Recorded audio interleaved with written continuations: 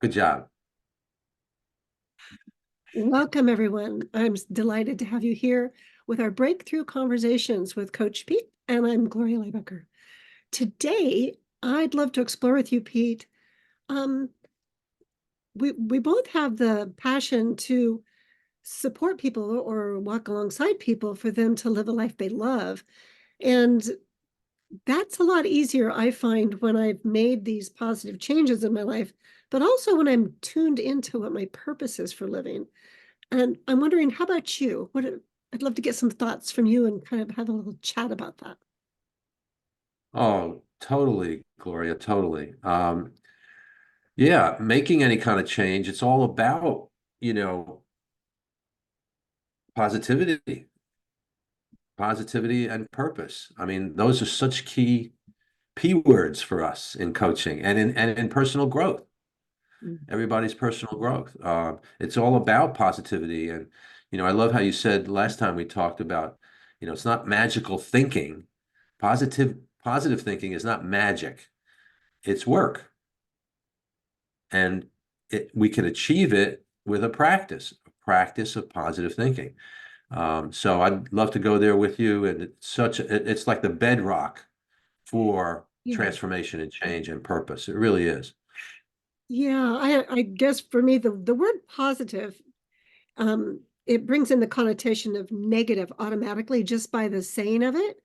And what I like to do is bring a balance to it. And rather than seeing it as positive or negative, which could be construed as good or bad, just really when you take the energies of those words and you recognize that they're different frequencies. So if you this is the positive is a higher frequency, and the quote negative is a lower frequency. But when they're joined together, they bring balance back into our world. So for me, it's really important and key not to get off balance too much on focus only on positive, but the practice that I encourage people is to actually acknowledge what's actually going on, maybe things that they don't care for so much, but to be honest about it. And when we bring that honesty to what we don't like, it brings the balance back into life to where that quote negative charge isn't pulling them down, because it needs to receive acknowledgement and it needs to be recognized for what it is. And how do you work with that? Yeah, no, I really agree. Excellent points. It's not about smoothing over or snapping your fingers and having negative thoughts or negative feelings disappear. Negativity is part of life. We have ups and downs, both historically and day to day. So it's not about, I agree with you 100%. It's not about like papering over it, wallpapering over it.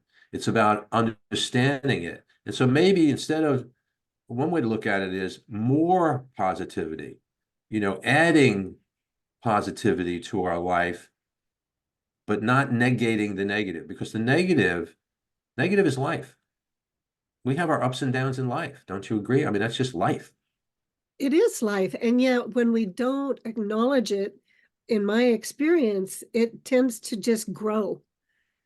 I don't know, there's another analogy that I like is like when someone's gotten an injury and they have a deep cut, and if it's not attended to really well to where any bacterias can be removed, then even if it heals over, there's going to fester inside an infection. And then in order to actually clear it out and restore health, you got to do a debrief. You got to go down deep, and it's painful. Now that's not a bad thing. It's an important thing. It's vital for health.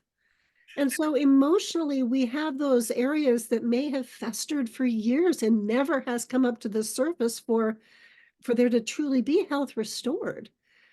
And so I want to hold that with so much care. And yet, in order to go there, when you have a container that is has that neuroception of safety, that's the safety that you can just feel in your cells, then it actually allows it to be a place where that can open up in order to um, in order to be acknowledged, in order to recognize what happened.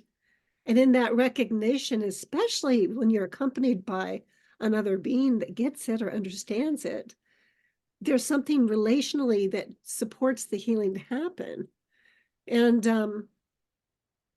yeah, I don't know. I guess it's about, I can't just think myself positive there. It's like, no, take the time and the care that's needed in order to really be with that tenderness, to be with and resonate with what how painful that was, but it doesn't need to remain our identity and who we relate to as.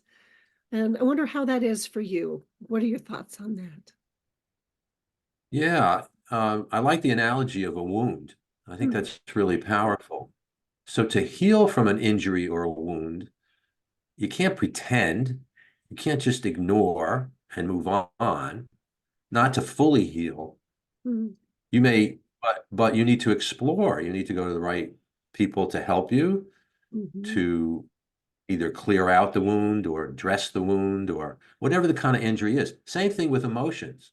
Hmm. You know, too often, too many people, I know this from my experience too, growing up, I wasn't encouraged to explore feelings like uncomfortable feelings, sadness, fear. Uh, those were kind of negative. Oh, don't go there. Now, I don't want to generalize, but many boys to men, raised to be men, socialized to be men, that's very common. I don't mean it's exclusive to men and boys, but it's definitely true of a lot of men and boys. I know that from my experience. We're not encouraged to feel all our feelings.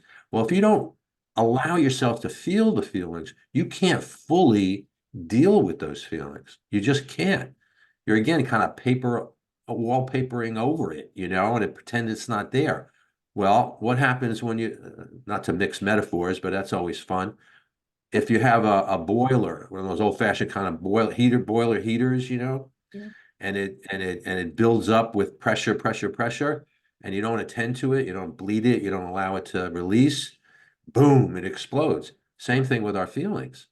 And that can happen years later with, doesn't matter, male, female, any gender identification. If you're not dealing with those emotions, allowing yourself to look at it and then make choices and then look for the positive way of healing, um, you're not going to move on from it. You're just going to explode. And that's where things, I mean, I know you're so connected to not only emotion and psychology, but also physiology and your physical well-being. That's where ulcers come in. That's where all kinds of aches and pains come in physically if you don't release those feelings. So you got to do both. Balance, you said a little while ago, balance is so key. It truly is. And a big part of that is actually to, you can't just learn these emotions by osmosis.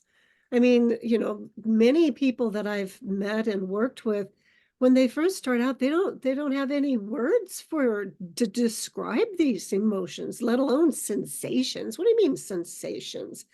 And as we really get to know our own bodies, we can begin to learn our body's language. And that's easier to learn when you're in a conversation with someone you trust.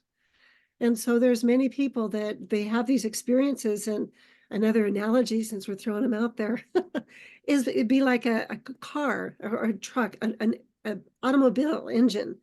And there are many people in life that they've got the gas and the brake stuck at the same time when they go into these places that I call it the ever-present past. Something comes in and triggers them, and all of a sudden the brakes and the gas both go down. Well, what happens, Pete, when you have the brake and the gas both on to that engine? It's really funny you use that analogy or that metaphor. My father, who learned stick shift driving in his youth, used to drive a car with both feet. Yeah. So he had his foot on the brake and the gas all the time. Now that he drove fine, he was a good driver, but he wore out brakes like crazy because you got to know when to press one or the other. And it holds true just in general with our emotions. You have to be in touch with all your emotions and allow them. And that's where trust, that's where coaching or counseling comes in. If you didn't look at the past and how you were socialized or raised to deal with your emotions, it'll just continue to bottle up and get stuck. We need that freedom. And that's what personal growth is all about, I think. It's about finding that freedom and making choices. Yeah. And it is truly the most freeing thing I've ever experienced in my life. Thank you, Pete. This was a great conversation, and it gives us some teasers going forward.